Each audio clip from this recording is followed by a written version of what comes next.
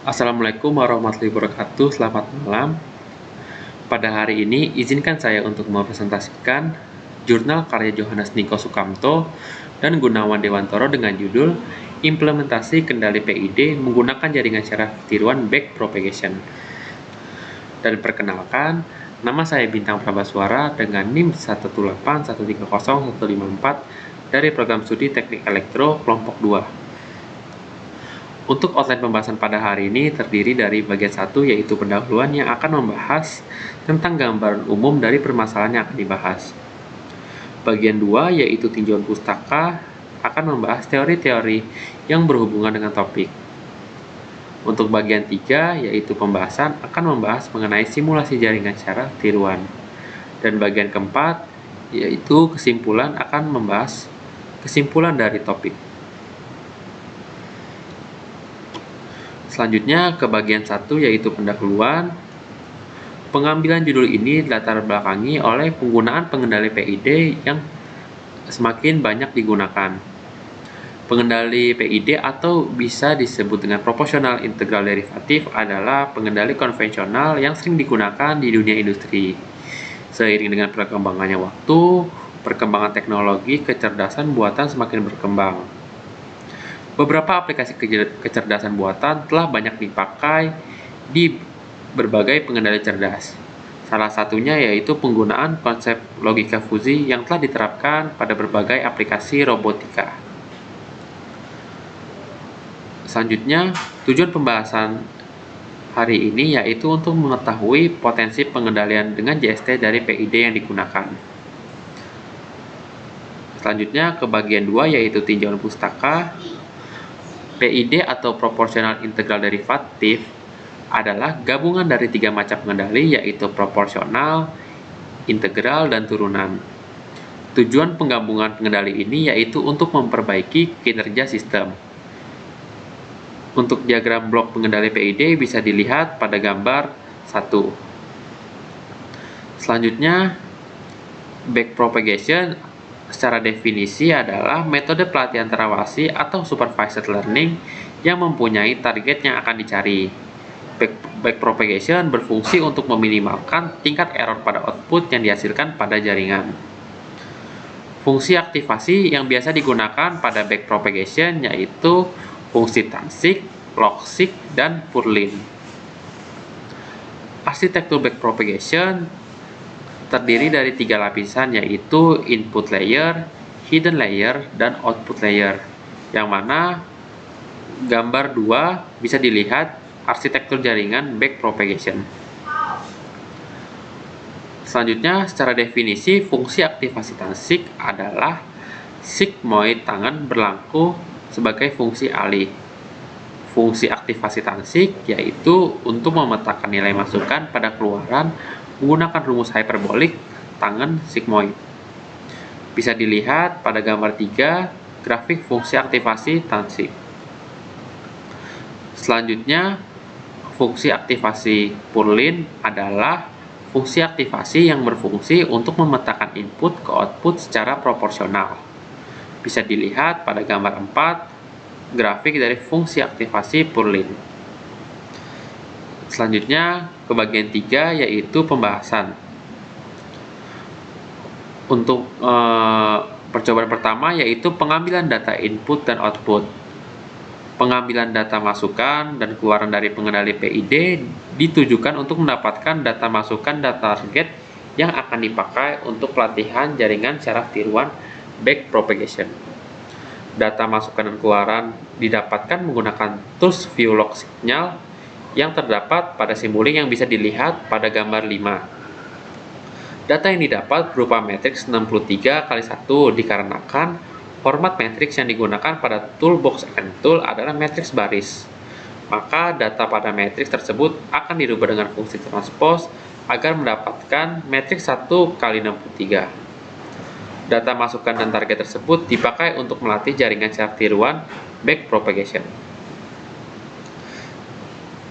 Selanjutnya, ketika simulink dijalankan, maka data masukan dan target akan terbaca pada workspace MATLAB yang bisa dilihat pada gambar 6 dan gambar 7.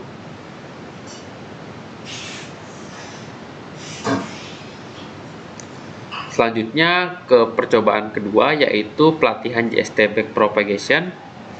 Dataset yang telah didapat lalu dimasukkan ke dalam workspace dengan masukan dari PID, diberi nama input, dan keluaran dari PID diberi nama target seperti yang ditunjukkan pada gambar 8. Setelah data input dan target untuk pelatihan, pada command window MATLAB digunakan toolbox and tool untuk memulai pelatihan JST Backpropagation.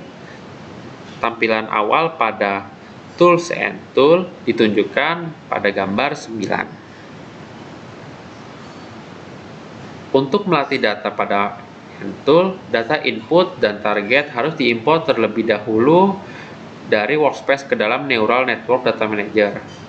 Setelah itu, dibuat network pelatihan dengan berbagai variasi pilihan seperti yang ditunjukkan pada gambar 10.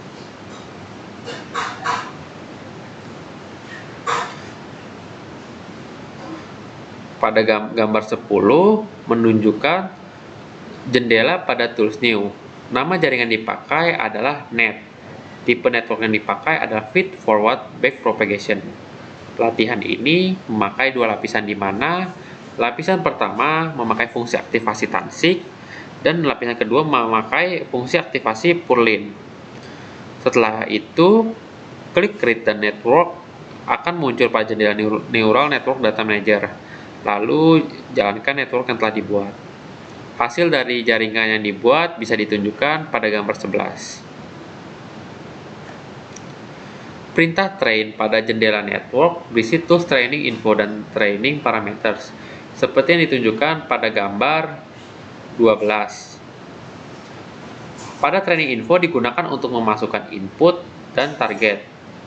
Gambar ke-13 menunjukkan jendela training parameters di mana terdapat banyak fungsi yang akan mempengaruhi proses pelatihan. Selanjutnya, epochs berfungsi untuk jumlah langkah pembelajaran pada jaringan secara tier 1 backpropagation min_grade atau gradient descent, yaitu performa maksimum gradient. Max_fail adalah nilai maksimum validasi kegagalan. MU adalah fungsi kontrol parameter algoritma yang dipakai untuk melatih neural network, dan time adalah waktu maksimum yang digunakan untuk melatih jaringan dalam satuan detik. Parameter pelatihan yang digunakan adalah epoch sebesar 10.000, min_grade sebesar 1e strip 09, max_fail sebesar 8.000, dan MU sebesar 0,001. Setelah parameter pelatihan diubah, maka proses selanjutnya adalah melatih neural network dengan perintah train network. Pelatihan jaringan searah tier 1 backpropagation berhenti pada saat validation checks or max_fail mencapai nilai 8000 dan epochs berada pada nilai 8001 seperti yang ditunjukkan pada gambar 14. Pada jendela plots terdapat performance, training state, dan regression. Ketiga pos ini akan menunjukkan hasil pelatihan menggunakan grafik. Pada gambar 15 menunjukkan bahwa base validation performance bernilai 0,000026235 pada epoch 1 dari 8001 epochs. Sementara itu, pada gambar 16 menunjukkan bahwa training state gradient terbesar bernilai 1,2264E06 pada epoch ke 8001. Untuk mengetahui hasil regresi, maka sebaran data hasil pelatihan diletakkan di atas garis fit yang serupa dengan garis linear putus-putus Y sama dengan T. Terlihat bahwa data yang dilatih sudah menyerupai garis fit seperti yang ditunjukkan pada gambar ke-17. Selanjutnya, pada percobaan ke-3 yaitu pengujian hasil JST Backpropagation. Setelah melatih JST Backpropagation dengan dataset pelatihan yang ada, selanjutnya akan membandingkan kinerja JST Backpropagation yang telah dilatih dengan pengendali PID. Pada tahap ini menggunakan tools Simulink untuk membandingkan PID dan JST Backpropagation. Untuk membuat ANN pada Simulink, network yang telah dilatih dengan nama net harus diekspor terlebih dahulu ke dalam workspace MATLAB. Lalu menggunakan sintaks GenSimNet, ANN akan langsung terbentuk pada Simulink. Di dalam Simulink, pengendali PID dan ANN harus dibuat serupa seperti yang ditunjukkan pada gambar ke-18 dan gambar ke-19. Untuk membandingkan keduanya, set point dan plan harus serupa. Set point yang dipakai berupa step bernilai 5 dan plan yang dipakai berupa transfer function dari motor DC dengan sistem order 2. Grafik perbandingan keduanya bisa dilihat pada gambar 20. Pada percobaan selanjutnya, JST akan diuji dengan mengganti plan dengan sistem order 1 dan menambahkan transport delay seperti yang ditunjukkan pada gambar 21. Percobaan mengganti plan sistem order 1 dan menambahkan transport delay menghasilkan grafik perbandingan seperti pada gambar 22. Terlihat bahwa tanggapan waktu pada JST backpropagation memiliki unjuk kerja yang lebih baik. Namun ketika mengujikan plan lain, JST memiliki tanggapan transient yang lebih baik, namun memiliki steady state error yang masih tinggi. Selanjutnya ke percobaan keempat, yaitu pengujian untuk kerja dengan gangguan luar. Pada saat membandingkan pengendali PID dengan JST, terlihat bahwa JST lebih baik dari pengendali PID. Pada pengujian selanjutnya akan membandingkan kembali antara pengendali PID dan JST backpropagation saat mendapatkan gangguan dari luar.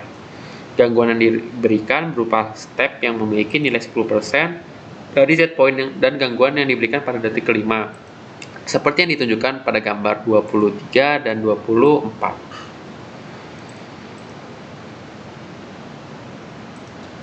Selanjutnya, gangguan luar dibuat untuk melihat apakah jaringan cara tiruan backpropagation dapat mengkompensasi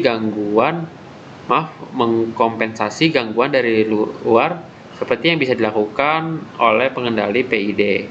Hasil yang didapat akan ditunjukkan pada gambar 25. Dapat dilihat dari hasil simulasi tersebut bahwa pengendali PID dari menahan gangguan dari luar dan kembali ke set point. Sedangkan JST backpropagation juga dapat mengkompensasi gangguan dari luar, akan tetapi belum bisa mengembalikan tanggapan ke set point.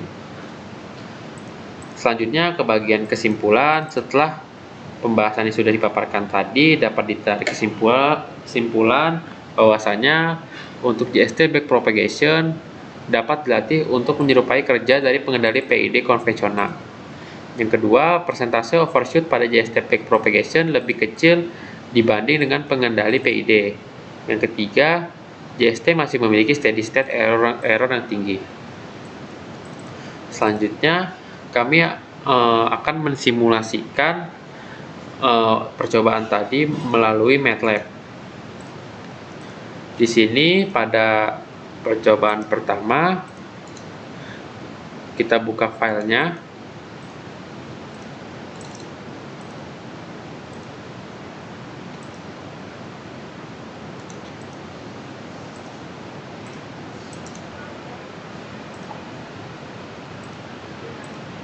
Di sini bisa dilihat bahwa kendali 1 pada Simulink itu respon order kedua kalau di slide.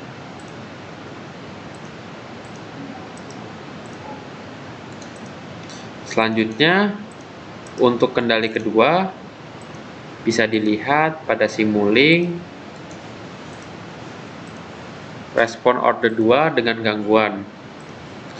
Sedangkan untuk kendali ketiga yaitu respon order 1 bisa dilihat pada Simulink. Sekian yang bisa saya dapat paparkan pada hari ini. Wassalamualaikum warahmatullahi wabarakatuh. Selamat malam.